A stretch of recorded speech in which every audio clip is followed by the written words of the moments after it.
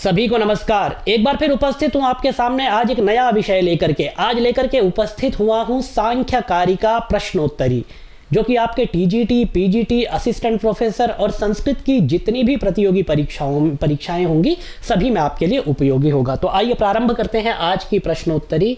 सबसे पहले आज हम इसको पहला प्रश्न आज का देखें क्या है। सबसे पहला प्रश्न है आज का, 25 तत्वों की संख्या किस दर्शन में है? तो न्याय दर्शन में नहीं है, वेदांत में भी नहीं है, सांख्य दर्शन स्वीकार करता है, चार्वाक नहीं करता। और 25 तत्वों में जब एक 26वां तत्व ईश्वर जुड़ जाता है तो ये 26 तत्वों की जो मीमांसा है यह योग दर्शन में स्वीकार की गई है। तो सांख्य के 25 तत्व कौन से हैं? तो इसके लिए बात करते हैं ईश्वर कृष्ण।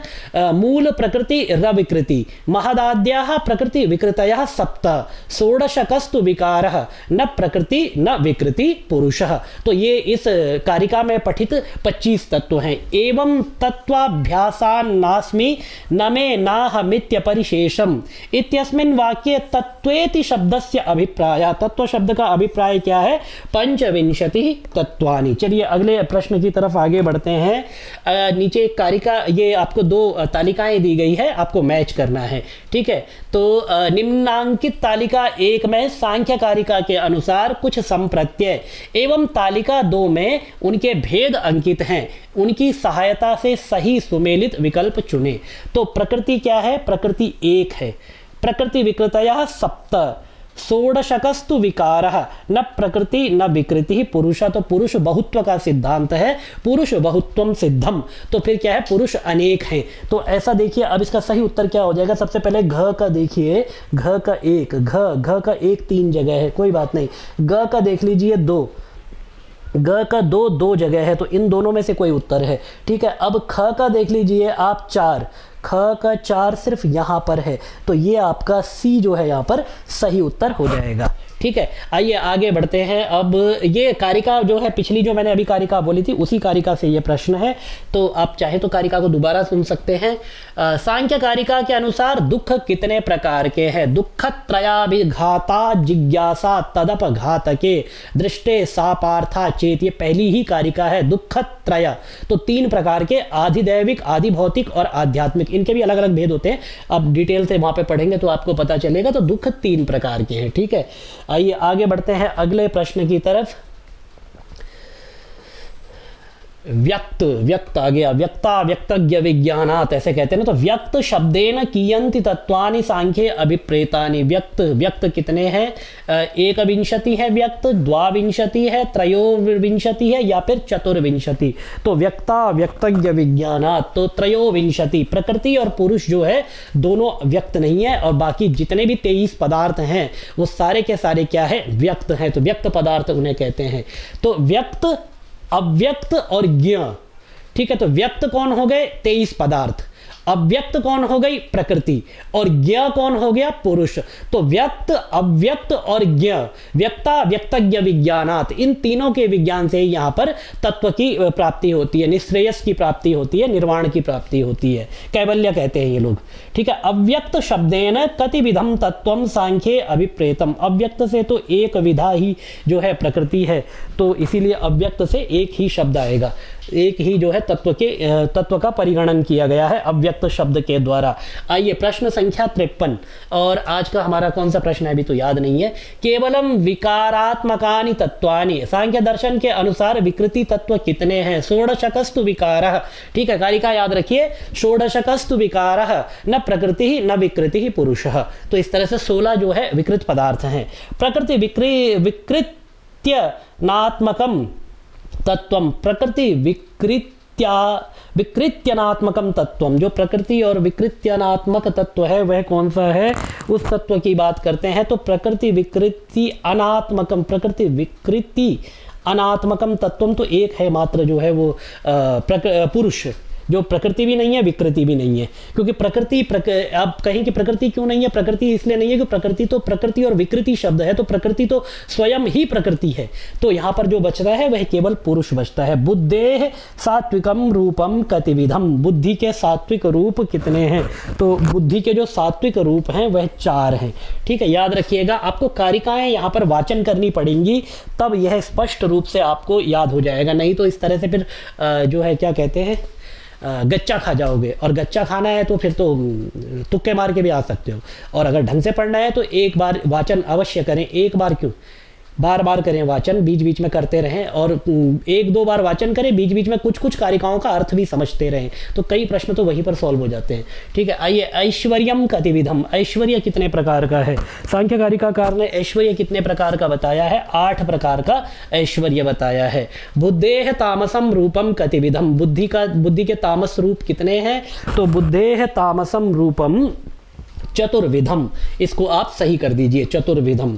ठीक है, आइए आगे बढ़ते हैं अगले प्रश्न की तरफ। बहुत ज़्यादा मैं समय नहीं लगा रहा हूँ, क्योंकि ज़्यादा समय लगाने से फिर जो है यहाँ पर वीडियो बहुत लंबा हो जाता है, और बहुत लोग कंप्लेंट करते हैं कि बहुत ज़्यादा समय उसमें लग जाता है। तो इसीलिए जो है केवल प्रश्न और उत्तर पर बात कर रहे हैं, जहाँ पर आवश्यक है वहाँ पर मैं एक्सप्लेन करने की कोशिश कर रहा हूँ। तो बुद्धि इंद्रियाणी, प्रश्न संख्या 58, बुद्धि इंद्रियाणी पंच। ठीक है, बुद्धि इंद्रियाणी कितनी हो गई? 5 हो गई। बुद्धि इंद्रियाणी 5। ठीक है, कर्मेंद्रियाणी, कर्मेंद्रियाणी कितनी है? कर्मेंद्रियाणी वाक् पाणि पाद पायु पस्थ, तो ये भी 5 है। ठीक है, कर्मेंद्रिय। विपर्यय भेद्या, विपर्यय के भेद कितने हैं? तो विपर्यय के भेद कितने बताए हैं सांख्यकार ने? विपर्यय के भेद 5 भेद हैं विपर्यय के।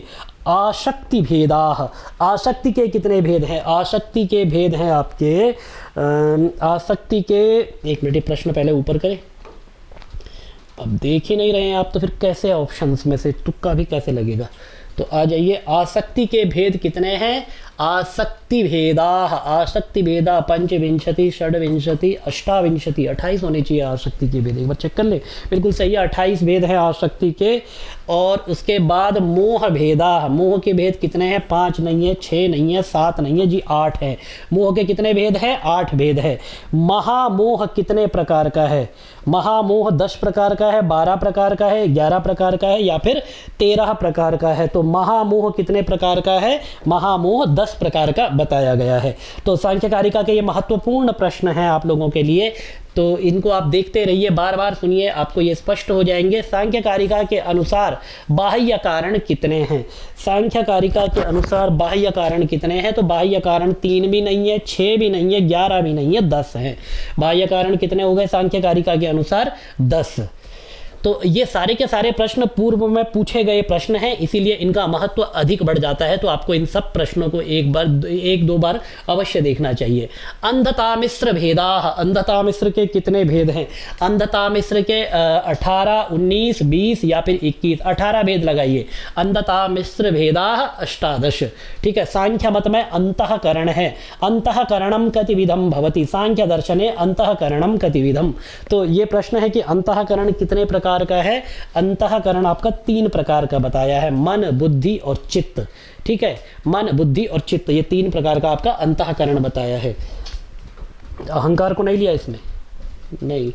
चलिए आप कारिका पढ़िए, उसमें और स्पष्ट होगा। सांख्य शास्त्र में तन मात्राएं हैं, तो 5 तन मात्राएं अत्यंत प्रसिद्ध है। 5 तन मात्राएं। सांख्य दर्शनानुसारम प्रकृति विकृति स्वरूपाणि सप्त कानि संति, प्रकृति विकृति स्वरूपाणि सप्त कानि संति। तो प्रकृति विकृति स्वरूपाणि, प्रकृति पुरुष पंचभूतानि, महत पुरुष 5 तन मात्राणि, नहीं जी ये भी नहीं है। महद अहंकार पंचभूतानि, आप भी नहीं है। महद अहंकार 5 तन मात्राणि, ये सही है। महत अहंकार, महत मतलब बुद्धि, अहंकार और 5 तन मात्राएं, ये क्या है? प्रकृति विकृत जो 7 जो तत्व हैं, ये उनकी बात की गई है। तो 5 तन मात्राएं, महत, और उसके बाद आप ले लीजिए अहंकार, तो ये 7 हो गए, ये 7 तत्व हैं। अगला प्रश्न है, विशुद्धम केवलम ज्ञानम कस्मात् उत्पद्यते? विशुद्धम ज्ञानम कस्मात् उत्पद्यते? विशुद्धम ज्ञानम उत्पद्यते तत्वाभ्यासात्। ठीक है, सांख्य दर्शन के अनुसार तत्वाभ्यासात् विशुद्धम ज्ञानम उत्पद्यते।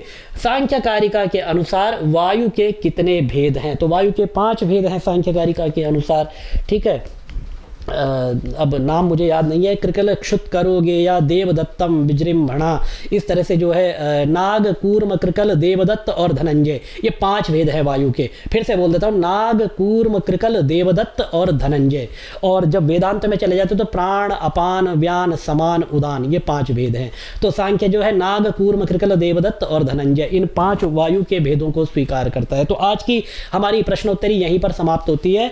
इतने प्रश्न आज मैं आपके लिए लेकर के आया था, आगे फिर इसका दूसरा भाग लेकर के आएंगे। इसमें आगे के और भी प्रश्न होंगे, छोटे छोटे 15-15, 20-20 मिनट के वीडियोस में आपको प्रयास कर रहे हैं कि प्रश्न देते रहे, जिससे कि आपको समय भी अधिक ना लगे और आपका अभ्यास भी अधिक हो जाए।